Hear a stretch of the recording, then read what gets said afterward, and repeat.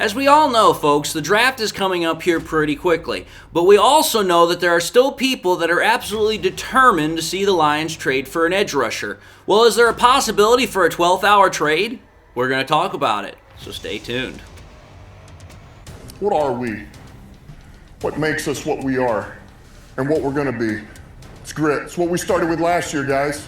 Doesn't matter if you have one ass cheek and 3 toes. I will beat your ass. Can definitely compete with the big dogs. 10-5, end zone, touchdown, Detroit Lions.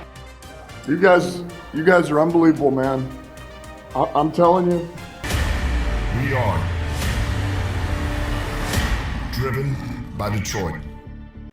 Hello, Detroit Lions friends, fans, and family members. Welcome on back to yet another episode of MCM Motor City Mania.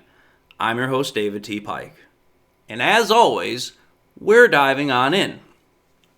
So, folks, as I've already stated multiple times on other episodes, for a good amount, if not the entirety of the amount of this offseason, there have also been a good amount of Lions fans that have been absolutely unwavering in their desire that the Lions need to acquire a veteran edge rusher this offseason. And not just any veteran edge rusher, it has to be a good edge rusher. It has to be a damn near top-notch edge rusher. And as I've stated, many podcasters have pushed the idea of the Lions doing so since the very beginning of this offseason. Such names as Max Crosby and Myles Garrett and Trey Hendrickson have been continually floated as possible ideas until either the idea was no longer feasible due to the player re-signing with their current team, such as was the case with Max Crosby and Myles Garrett, or due to the fact that the team that's allowing the player to seek a trade increased their asking price, as was the case with Trey Hendrickson. Because when the news initially broke about Trey Hendrickson being only wanted for a low second round or a high third round draft pick, I was initially on board with that idea. But once the Bengals increased their asking price to a first round pick, that's when I promptly got off that idea. Well, here's the situation. Because of all this, edge rush frenzy, because of all of this talk about getting a top-notch edge rusher, this has left those fans that are very much in that conversation in a frenzy, and I would also say in a mild state of desperation for getting that veteran edge rusher almost any way they can to pair opposite of Aiden Hutchinson.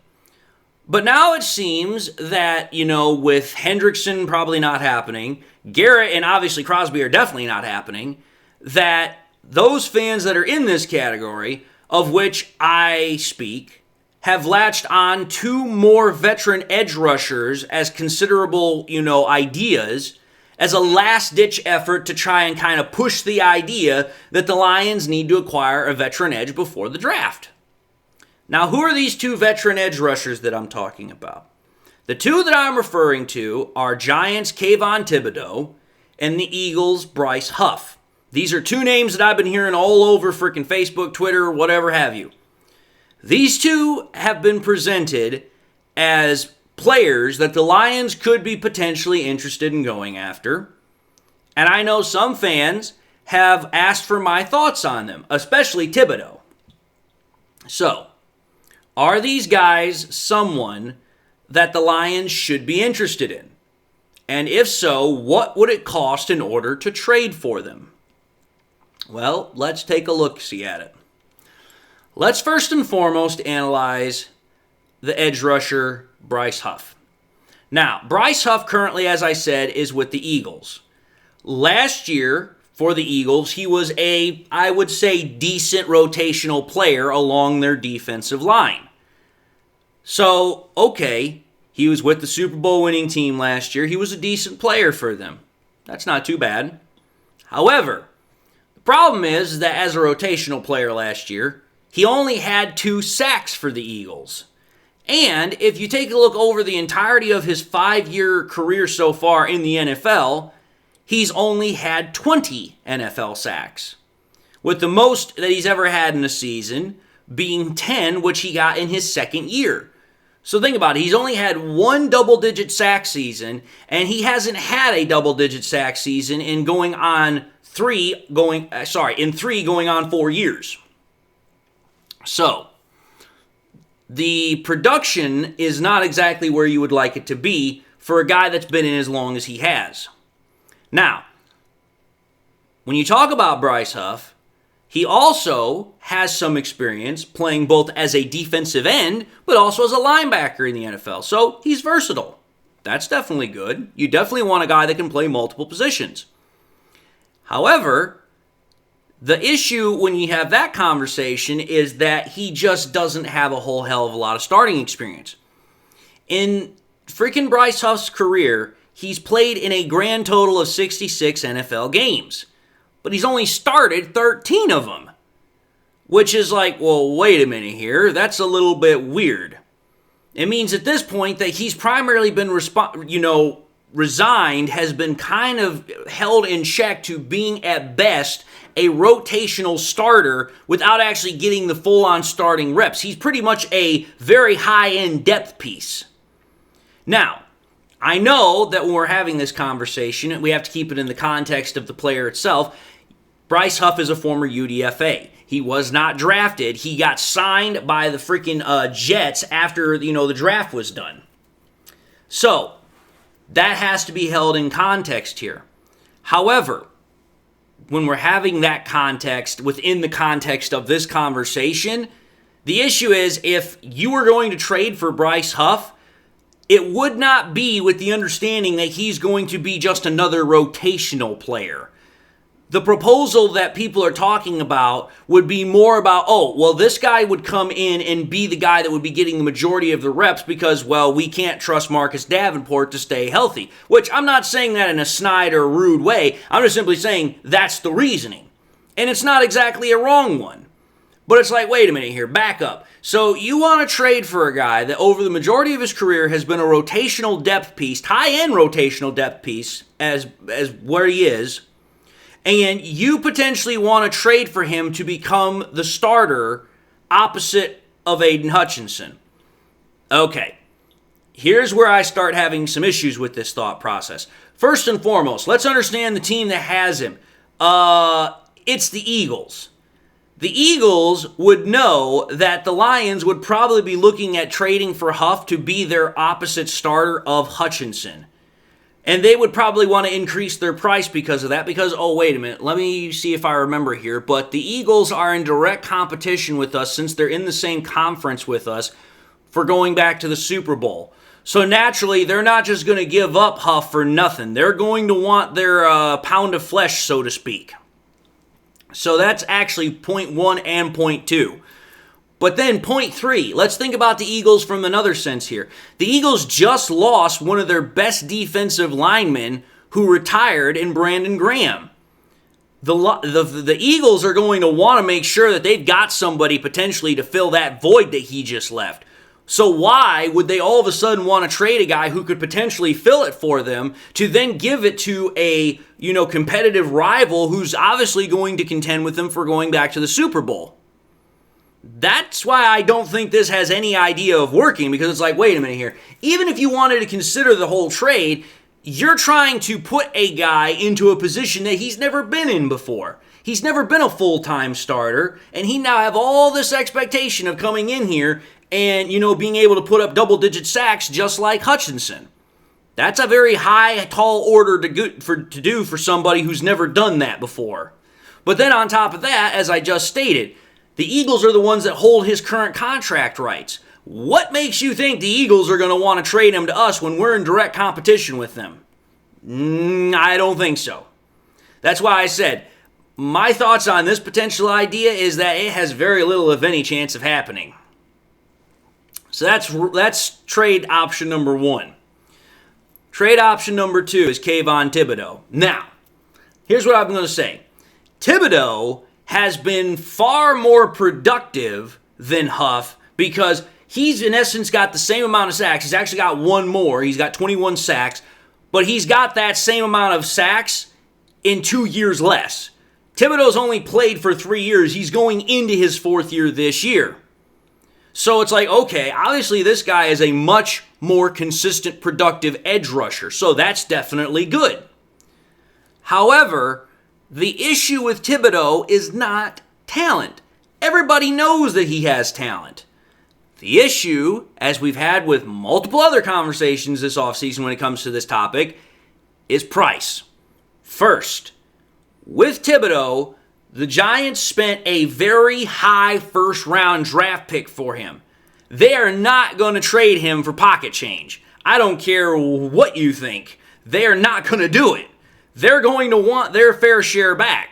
Because if you spend, a top 5 pick on a guy, unless he is just proven to be an absolute bust, you're going to want something back of a reasonable accommodation. So for me, it's like, okay, let's think of a situation that's going on right now. Trey Hendrickson, for example. Trey Hendrickson and the Bengals, let's see here. The Bengals want a first-round pick for Trey Hendrickson. Trey Hendrickson wasn't even a first-round draft pick for the freaking, the Saints way back in the day. But that's the value he has to the Bengals. The same value that Thibodeaux would have for the Giants. Because it's like, hey, even though he might not be the best edge rusher in the NFL, he still has immense value to the Giants. And they're not just going to trade him away for chump change. So for me, I would imagine that if the Giants were even going to consider potentially trading Thibodeaux, you would have to start the conversation with at least a second-round draft pick before they would even engage in discussions. So that's number one. Number two, the other issue is timing, which plays directly off of the whole issue with price. Because let's remember something here. Kayvon Thibodeaux was in the exact same draft as Aiden Hutchinson. And let's think about this here. The Lions are already having to stare down and face a massive contract extension that's upcoming for Hutch, who has been by far the best edge rusher from that class. But at the same time, he's a top 5 edge rusher in the NFL, and he's earned that contract. Well, as I just stated, while Thibodeau's not the best edge rusher in the NFL, or even the best edge rusher in his class, he still has played at a pretty decently high level, which means he is still going to be able to demand an extension that is going to be of a very high price. And let's think about this. Not only is that due to the fact that he has been decently productive, but edge rushers in general, they already come with a high premium price tag. So it's like, okay, here, you've already got one guy who is by far one of the best at his position, has earned that contract, deserves that contract, but now you are wanting to bring in another guy that's from the exact same class who's going to need a similar contract, maybe not as, as extreme or grandiose as Hutchinson's, at the exact same time. Not exactly a good financial strategy, just in my FYI opinion. And then you have to think about this as well with timing. Not only would the Lions have to try and figure out how to extend Thibodeaux in this situation, also extend Hutchinson in this situation, you would then also on top of that have to figure out, okay, how do we extend Jameson? How do we extend Kirby? How do we extend Jameer? How do we extend Laporta? How do we extend Brian Branch? It's like, dude, you just can't keep making all these guys come up with, having these massive contracts without breaking the bank. The Lions can ill afford another massive contract right now in terms of Thibodeaux. And that's not even including the necessary draft pick compensation that would also have to be heaped on top of that just for the conversation to begin. And then finally, there's the biggest issue with this proposed trade, which encompasses all the reasons I just stated above. It jeopardizes the Lions' long-term roster stability and ability to maintain and win games as well, thus being a Super Bowl contender. The Lions are currently in a stage right now where in order to maintain their roster and keep their Super Bowl window open and the capability of getting and winning a Super Bowl, they cannot be irresponsible with their funds and risk not being able to keep their own guys that they've drafted and developed. Here's one thing I know for a fact about the Lions, and I know a lot of Lions fans in the past were very vocal about this. The Lions, for the longest time, could not seem to draft and develop their own players. And it was a massive source of tension in the Lions fan base for a long time. Now we have shown that we can do that. So for me, it's like, hey, since we've proven we can now do it, let's make sure we don't let those guys walk out the door, especially when some of them are in the top 5, 3, 2, whatever it is of their current positional status. So for me, it's like, okay, you do not want to make these moves, especially the Thibodeaux move, with the possible risk of losing out on the guys that you've drafted, developed, and made into hometown talent. So while the trade for Thibodeaux makes more sense because it has better, production, and it would also benefit the Lions, as far from that, the problem is that it would be almost impossible to afford him along with the others that are currently on our roster and maintaining our Super Bowl / dynasty aspirations. So again, to wrap this whole thought process up, I again believe firmly that the Lions are not going to trade for a veteran edge rusher. I firmly believe, it's my firm belief and reason, that Brad Holmes is going to probably trade up in the draft. He's probably going to draft an edge rusher there that he really wants, and then he's going to supplement the position further in the second wave of free agency. And my opinion on this has remained unwavered. And even with the consideration of these two proposed 12th hour trades, it still remains unwavered. Because it just is not a very logical move. It puts way too many things at risk for the Lions, and I know that is not how Brad Holmes operates. Now, yes, obviously you have to work with some assumption of risk, but you also have to assume that some risk is not worth the hassle. And that's what I'm seeing with some of these ideas here.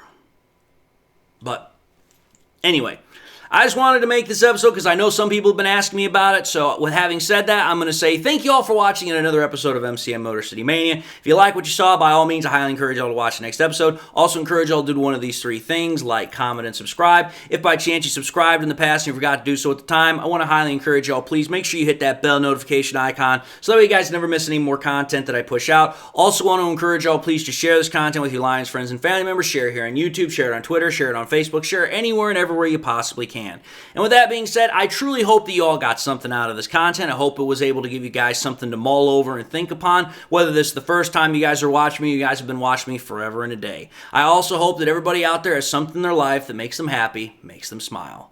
God bless, my friends. And until the next time we meet, I'll see you all in the next episode.